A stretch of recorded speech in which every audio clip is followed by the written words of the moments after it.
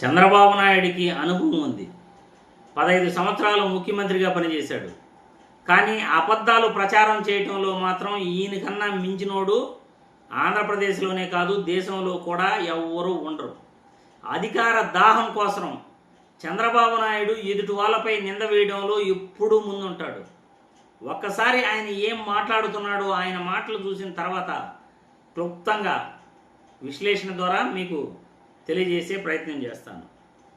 ఒక్కసారి video like చేసి మన గొంతును ప్రజల్లోకి తీసుకెళ్ళాలి. ఎక్కువ మంది లైక్లు కొడితే ఎక్కువ వీడియో ప్రజల్లోకి వెళ్తుంది. చంద్రబాబు నాయుడు గారు ఏం మాట్లాడుతున్నారో చూసిన తర్వాత మళ్ళీ మనం విశ్లేషణ చేసుకుందాం. Please watch the video. ఎలక్షన్లో తెలుగుదేశం ఎన్డీఏ కూటమి రాకపోయింటే మీ ఊళ్ళో గోయిందా గోయిందా,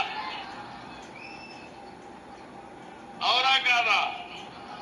అవునంటే చేతుల పైకెత్తండి. అది ఆనాటి పరిస్థితి. నాకంటే రాజకీయాల్లో ఎవరు సీనియర్ లేరు దేశంలో కూడా.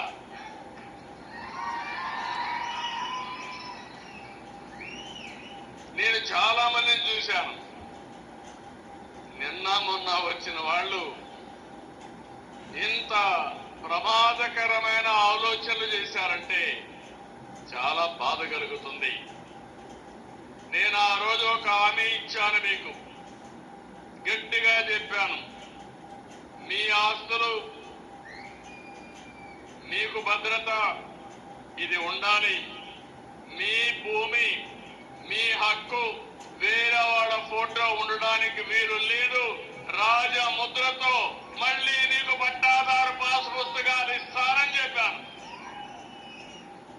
అదే జగన్ ఫోటో ఉందని ఎంత దుష్ప్రచారం చేశారో. జగన్మోహన్ రెడ్డి భూములు లాక్కున్నాడా? కనీసం ఏ ఒక్కరైనా జగన్మోహన్ రెడ్డి 5 సంవత్సరాలలో ఒక్క సెంటైనా లాక్కున్నాడు అనే అభియోగం ఎవరైనా చేశారా? ఉంటే ఇప్పటికైనా నిరూపించగలరా? మీరు అధికారంలో ఉన్నారు, నిరూపించగలరా చంద్రబాబు నాయుడు గారు? అదే రాష్ట్రంలో అమరావతి రాజధాని భూములు భూసేకరణప్పుడు ల్యాండ్ పూలింగ్లో రైతులు మేము ఇవ్వము అని అన్నా కానీ బలవంతంగా లాక్కున్న చరిత్ర మీది కాదా అని నేను ఈ వీడియో ద్వారా ప్రశ్నిస్తున్నాను. ల్యాండ్ పూలింగ్లో అమరావతి రాజధాని కోసం మేము ఇవ్వము అని చెప్పినా కానీ బలవంతంగా లాక్కున్న చరిత్ర కాదా? అసైన్డ్ భూములు 1070 ఎకరాలు లాక్కున్న చరిత్ర మీది కాదా? గుండెలపైన చేసుకుని చెప్పండి, అబద్ధాలు మాట్లాడకండి. ఎవరు భూములు లాక్కున్నారు? ఎవరు రైతులను మోసం చేస్తున్నారు? రాష్ట్రంలో చుక్కల భూములు ఎవరు క్రియేట్ చేసింది? చంద్రబాబు నాయుడు గారు. చుక్కల భూములు పెట్టేసి ఎవరి భూములు ఎక్కడున్నాయో వాళ్ళకి పాసు పుస్తకాలు రాకుండా రైతుల్ని ఇబ్బంది పెట్టిన చరిత్ర ఎవరిది? ఎరువులు విత్తనాల కోసం రైతులు క్యూ లైన్లో నిలబడి ఆత్మహత్యలు చేసుకున్న ప్రభుత్వం ఎవరిది? కరెంటు కష్టాల కోసం రాత్రుల్లో కరెంటు ఎప్పుడు వస్తుందా అని పొలాల కాడికి వెళ్ళేసి పాము కాటుకు తేలు కాటుకు విద్యుత్ ఘాతకాలకు విద్యుత్ షాకు గురై చనిపోయిన చరిత్ర ఏ ప్రభుత్వంలోనిది? ఇవన్నీ మీ చరిత్ర కాదా? రైతుల్ని ఇబ్బంది పెట్టిన చరిత్ర మీది కాదా?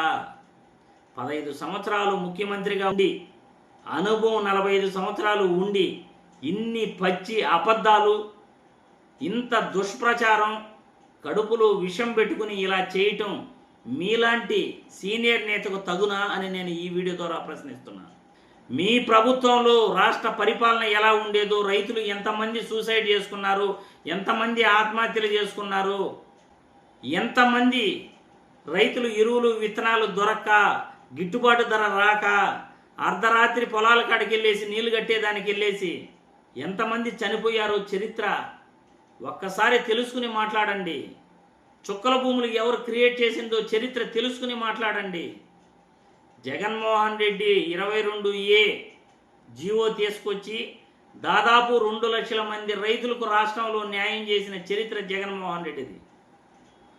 ఒక ఫోటో ఫేస్బుక్ పై ఉందనే కారణంతో జగన్మోహన్ రెడ్డిపై దుష్ప్రచారం చేశారు. మరి మీరిచ్చే పథకాలపైన మీ ఫోటో లేదా? అన్నా క్యాంటీన్కి మొత్తం మీ పసుపు రంగే కదా. మీ ఫోటోనే కదా. మీ ఫోటో లేకుండా మీరు ఏ సంక్షేమ పథకం అమలు చేయలేదు కదా, ఇచ్చింది లేదు కదా. ప్రతి ఒక్కదానికి మీ ఫోటో వేసుకుంటారు. బెంచీలకు కూడా పసుపు రంగులు కొట్టిన చరిత్ర మీది కాదా? అలాంటిది జగన్మోహన్ రెడ్డి రాష్ట్రంలో రైతులకు మంచి చేశాడు కాబట్టి, సర్వే చేపించాడు కాబట్టి, వాళ్ళ భూమికి ఖచ్చితమైన సర్వే కేంద్ర పర్మిషన్తో, కేంద్రం ఇచ్చిన ల్యాండ్ టైటిలింగ్ చట్టం, కేంద్ర ఆదేశాలతో ఆయన ఆ యొక్క ల్యాండ్ టైటిలింగ్ చట్టాన్ని అమలు చేశాడే కానీ ఆయన సొంతంగా చేయలేదే. కావాలంటే మీరు మోడీ గారి దగ్గరికి వెళ్ళేసి ల్యాండ్ టైటిలింగ్ చట్టం గురించి నేను ఏపీలో రద్దు చేశాను, అదే నా చరిత్ర అని అంటున్నారు కదా.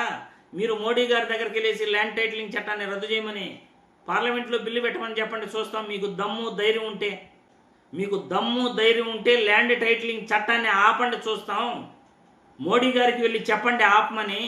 ఆ చట్టం తీసుకొచ్చింది, ల్యాండ్ టైటిలింగ్ చట్టం తీసుకొచ్చింది కేంద్ర ప్రభుత్వం కాదా, మోడీ గారు కాదా? ఆ చట్టాన్ని జగన్మోహన్ రెడ్డి అమలు చేస్తే మీరు దుష్ప్రచారం చేస్తారా? ఇంత విషం కక్కడం రాష్ట్రంలోనే కాదు, దేశంలో ఏ నాయకుడు కూడా ఇటువంటి విషయాన్ని కక్కి ఉండడు, ఇలాంటి దుష్ప్రచారాలను మీలాగా చేసి ఉండడు.